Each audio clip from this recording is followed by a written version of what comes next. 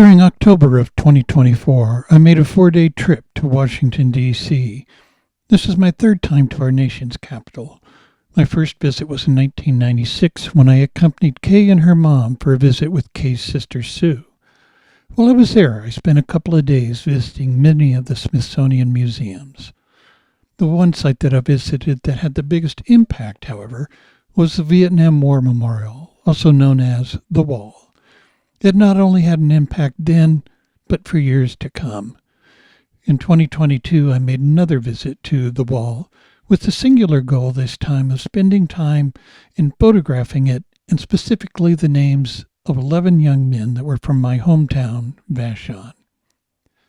When I returned home, I was disappointed in my photos that grew into a gnawing desire to return to improve on them. During the intervening 2 years, I had also spent many hours reading about our nation's history, much of that through biographies of many of our nation's presidents. My desire to see some of the nation's founding documents and the places that are the bedrock of our country's government increased, and combined with my desire to revisit the Wall led to this visit. Since I was a child, I've been enamored with planes. Not to the extent that my aeronautical father was, but I loved going to the airport and watching planes take off and land. I also loved flying, for the first hour or so anyway.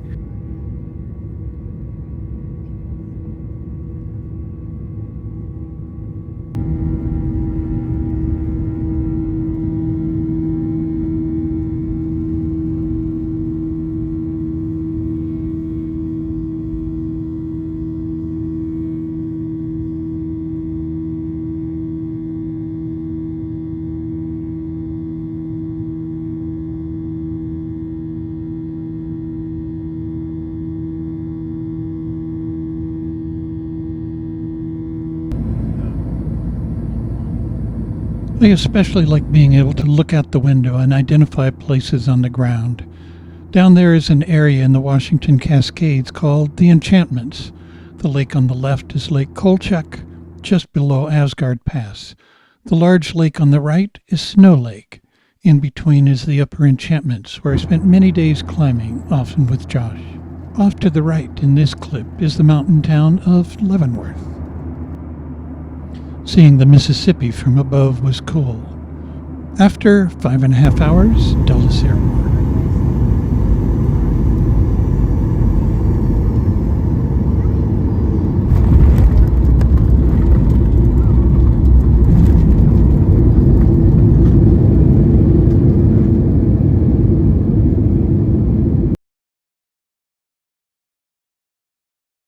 Arriving in D.C. in early evening, it was dry.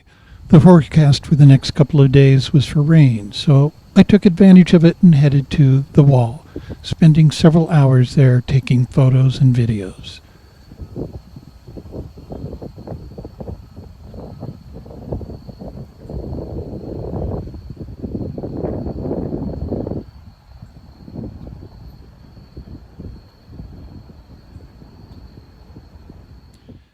I returned to my apartment a little after 8 p.m. and made a stop at a great little Mexican place for dinner. In the morning, I took the light rail or subway, known as the Metro at D.C., to the Amtrak station on the way to the Capitol building for a tour. The tour was too fast for me, but understandable with so many people to get through. It was also rather emotional, especially while recalling the siege by the maggots on January 6th. A beautiful building with huge historical significance.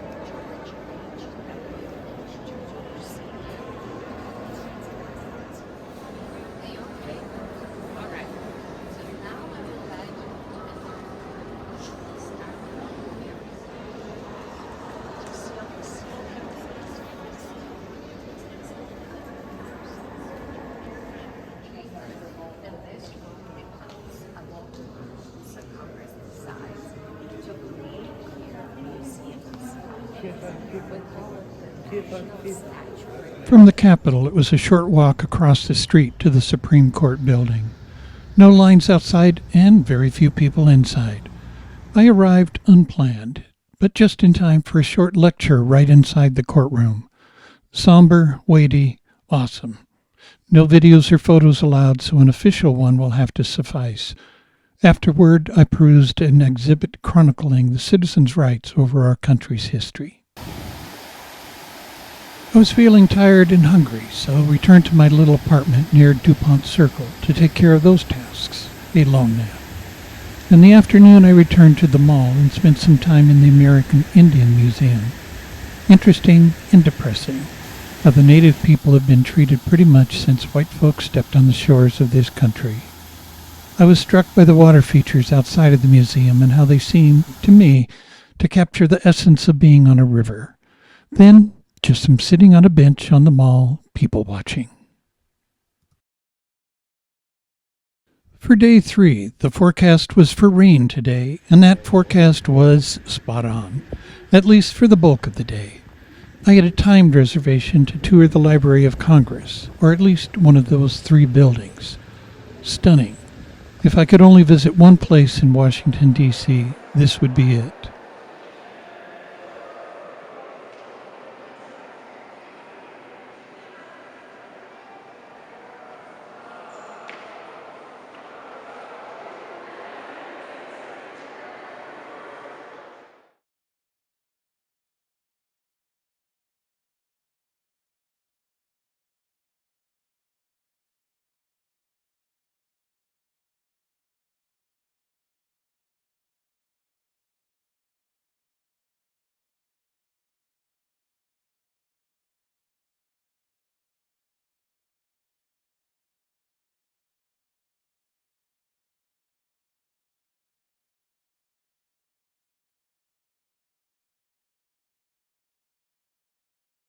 This is the main reading room. You need a library card to enter unless you are on a 5-minute tour like I was.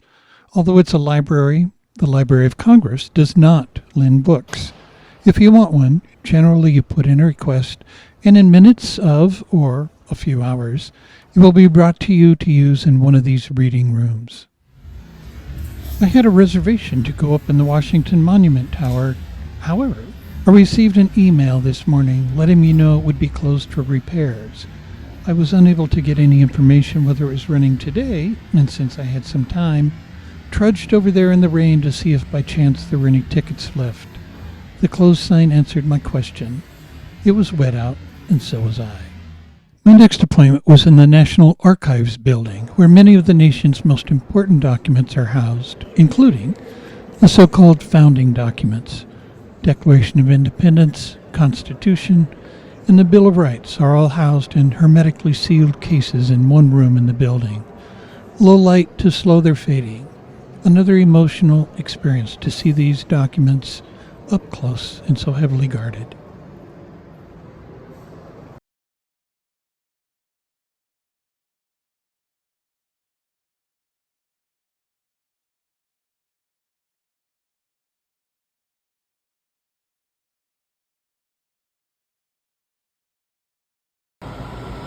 Once again, I was beat and wet, so I headed back to DuPont Circle in my apartment.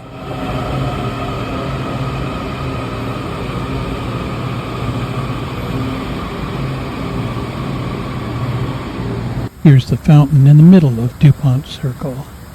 And since I mentioned my apartment, an Airbnb one, that's it on the top floor up some steep stairs inside. But no one above me making a noise. Here's a little tour.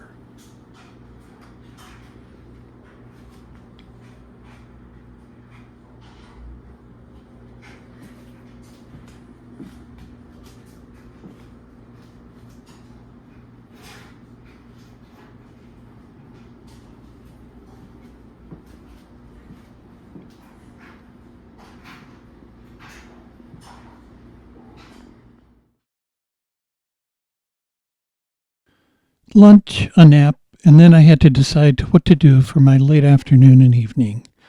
When I was planning for this trip, I came across several running routes that seemed doable, with impressive backdrops, one through Rock Creek, along the C&O Canal towpath, and one doing a loop of the mall and environs.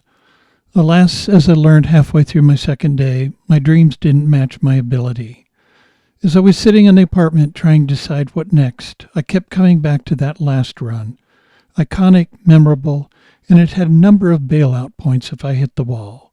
The rain had stopped, it was warm and humid.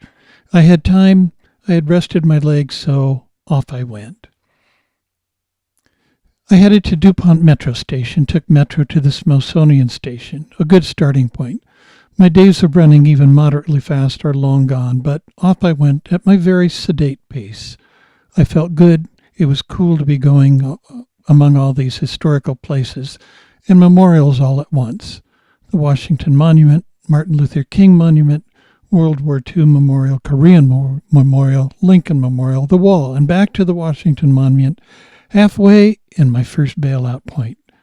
I kept going, up the mall to General Grant's statue, around the Capitol building, and back to my starting point.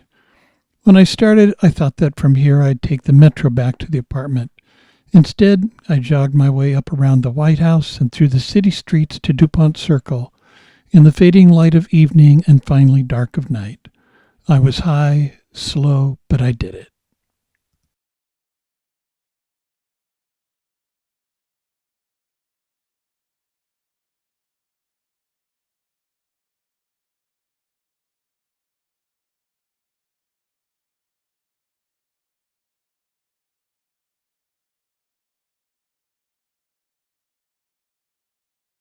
A shower and off to Rubens, the Mexican place I ate at my first night. I ordered takeout, but while waiting took advantage of their Tuesday half-price margaritas. $5. I retired to the apartment to savor my dinner, my trip, and some tequila. My last day was longer and easier than anticipated due to not needing to be at the Washington Monument, as that had been canceled, and I had all the photos I thought I needed of the wall. Regardless, I made another trip down to the Lincoln Memorial and the Wall in the dark of early morning. Once again, as 2 years ago, I had both places to myself. After a couple of hours, I returned to the apartment for a nap and a checkout.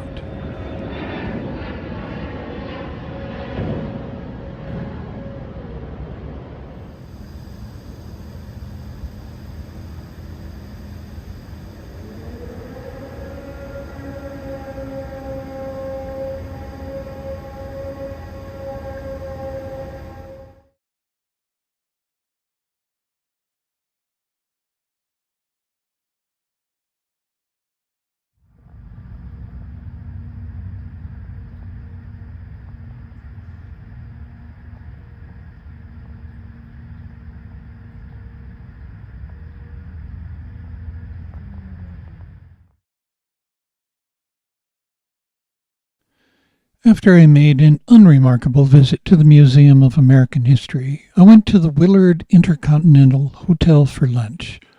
The Willard has a long history in D.C., built in 1816, rebuilt in 1901, housing at various times Abraham Lincoln, Ulysses Grant, Vice President and President Coolidge, Dr. Martin Luther King. Iconic, I can't think of a better word. So with my backpack and messenger bag slung over my shoulders, I showed up for my 11 o'clock reservation. I was welcomed as any of the other better attired customers. A wonderful meal, seared organic tofu, hummus, sautéed broccolini, heirloom carrots with a soy honey glaze. A wonderful and fitting end.